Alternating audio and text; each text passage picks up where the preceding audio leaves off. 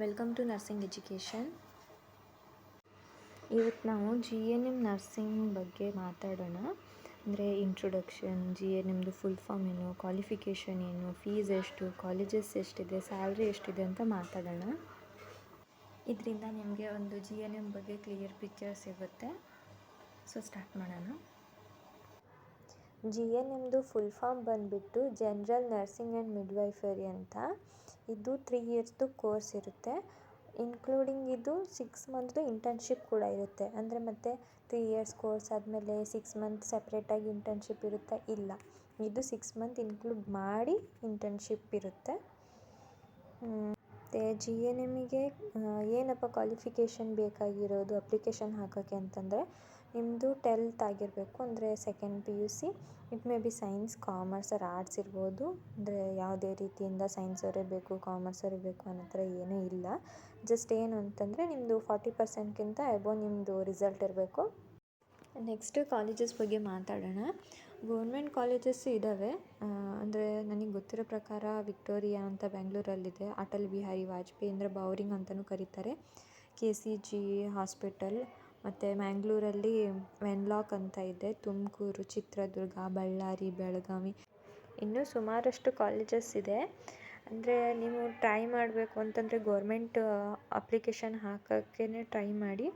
ಯಾಕಂತಂದರೆ ಫೀಸ್ ಕಡಿಮೆ ಇರುತ್ತೆ ಮತ್ತು ಎಲ್ಲ ಫೆಸಿಲಿಟಿನೂ ಇರುತ್ತೆ, ಪೋಸ್ಟಿಂಗ್ ಚೆನ್ನಾಗಿರುತ್ತೆ. ಇಲ್ಲಪ್ಪ ಅಂತಂದರೆ ನಿಮಗೆ ಪೋಸ್ಟಿಂಗ್ಸಿಗೆ ಮತ್ತು ಎಕ್ಸ್ಪೀರಿಯೆನ್ಸಿಗೆ ಕಷ್ಟ ಆಗ್ಬೋದು. ಸೊ ಆದಷ್ಟು ಗೌರ್ಮೆಂಟ್ ಸೆಲೆಕ್ಷನ್ ಮಾಡ್ಕೊಳ್ಳೋಕೆ ಟ್ರೈ ಮಾಡಿ. ನೆಕ್ಸ್ಟ್ ಬಂದುಬಿಟ್ಟು ಫೀಸ್ ಎಷ್ಟಿರುತ್ತೆ ಅಂತ ನಾನು ಹೇಳಿದ್ನಲ್ಲ ನಿಮಗೆ, ಆ ಥರ ಗೌರ್ಮೆಂಟ್ ಕಾಲೇಜಸ್ಸಿಗೆ ಫೀಸ್ ಅಂತ ಇರೋಲ್ಲ. ಎಜುಕೇಷನ್ ಫ್ರೀ ಇರುತ್ತೆ ಮತ್ತು ಪೋಸ್ಟಿಂಗ್ ಕೂಡ ಫ್ರೀ ಇರುತ್ತೆ.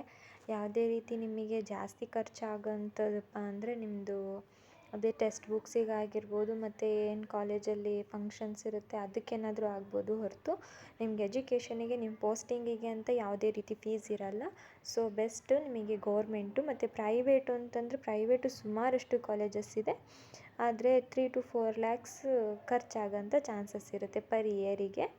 So best decision government select ಮಾಡ್ಕೊಳ್ಳೋಕ್ಕೆ. ನೆಕ್ಸ್ಟು ಸ್ಯಾಲ್ರಿ ಬಗ್ಗೆ ಮಾತಾಡೋಣ. ಇಂಡಿಯಾದಲ್ಲಿ ಸ್ಯಾಲ್ರಿ ನಮಗೆ ಹೆಂಗಿದೆ ಅಂತಂದರೆ, ಸ್ಟಾರ್ಟಿಂಗ್ ಫ್ರೆಷರ್ಸ್ ಅಂದರೆ ಸ್ವಲ್ಪ ಕಡಿಮೆನೇ ಇರುತ್ತೆ. ಬಟ್ 1 year ಎಕ್ಸ್ಪೀರಿಯೆನ್ಸ್ ಆದಮೇಲೆ ನಿಮಗೆ ಚೆನ್ನಾಗಿ ಸ್ಯಾಲ್ರಿ ಸಿಗೋಂಥದ್ದು ಇರುತ್ತೆ, ಅಂದರೆ 20,000 ಎಬೋವ್ ಸಿಗುತ್ತೆ. ಮತ್ತು ಗೌರ್ಮೆಂಟ್ ಈ ಥರ ಏನಾದರೂ ಸೆಲೆಕ್ಷನ್ ಆಯಿತು ಅಂತಂದರೆ 80,000ಇಂದ ಸ್ಟಾರ್ಟ್ ಆಗುತ್ತೆ. ಮತ್ತು ಇಲ್ಲ ಪ್ರೈವೇಟಲ್ಲಿ ಮಾಡಬೇಕು ಸ್ಟಾರ್ಟಿಂಗಲ್ಲಿ ಅಂದರೆ 20,000ಇಂದ ನಿಮಗೆ ಸ್ಯಾಲ್ರಿ ಸಿಗುತ್ತೆ.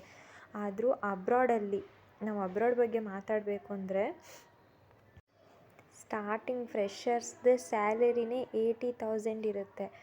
80,000ಇಂದ ಹಿಡಿದು 1,80,000 ಅಷ್ಟು ನಿಮಗೆ ಸ್ಯಾಲ್ರಿ ಸಿಗುತ್ತೆ. ಅಂದರೆ ನಿಮ್ಮದು 1-2 years ಆದರೂ ಎಕ್ಸ್ಪೀರಿಯೆನ್ಸ್ ನಮ್ಮ ಇಂಡಿಯಾದಲ್ಲಿರಬೇಕು. ಎಕ್ಸ್ಪೀರಿಯೆನ್ಸ್ ಆದಮೇಲೆ ನಿಮ್ಮದು ಕೆಲವೊಂದು ಎಕ್ಸಾಮ್ಸ್ ಅಂತ ಇರುತ್ತೆ, ಆ ಎಕ್ಸಾಮ್ಸ್ನ ಕ್ಲಿಯರ್ ಮಾಡ್ಕೊಂಡ್ರೆ ಅಬ್ರಾಡ್ ಹೋಗೋಂಥ ಚಾನ್ಸಸ್ ಜಾಸ್ತಿ ಇದೆ ನರ್ಸಿಂಗಲ್ಲಿ.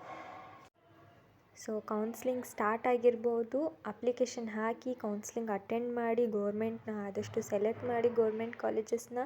ನಿಮ್ಮ ಮನಿ ಸೇವ್ ಆಗುತ್ತೆ ಮತ್ತು ನಿಮ್ಮ ಪೋಸ್ಟಿಂಗ್ ಚೆನ್ನಾಗಿರುತ್ತೆ, ಎಕ್ಸ್ಪೀರಿಯೆನ್ಸ್ ಕೂಡ ಚೆನ್ನಾಗಿರುತ್ತೆ ನಿಮಗೆ.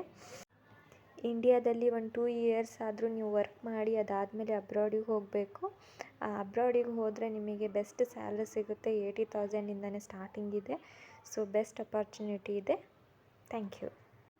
ಮತ್ತು ನಿಮಗೇನಾದರೂ ಡೌಟ್ಸ್ ಇತ್ತು ಅಂತಂದರೆ ನೀವು ನನಗೆ ಕಮೆಂಟ್ಸ್ ಮಾಡಿ, ನನ್ನ ಕೈಯಿಂದ ಆದಷ್ಟು ಟ್ರೈ ಮಾಡ್ತೀನಿ ನಿಮ್ಮದು ಡೌಟ್ಸ್ ಏನಾದರೂ ಇದ್ದರೆ ಕ್ಲಿಯರ್ ಮಾಡೋಕ್ಕೆ. It may B nursing related notes ಆಗಿರ್ಬೋದು ಅಥವಾ ಏನಾದರೂ ಅದರ್ ಇನ್ಫಾರ್ಮೇಷನ್ ಆಗಿರ್ಬೋದು.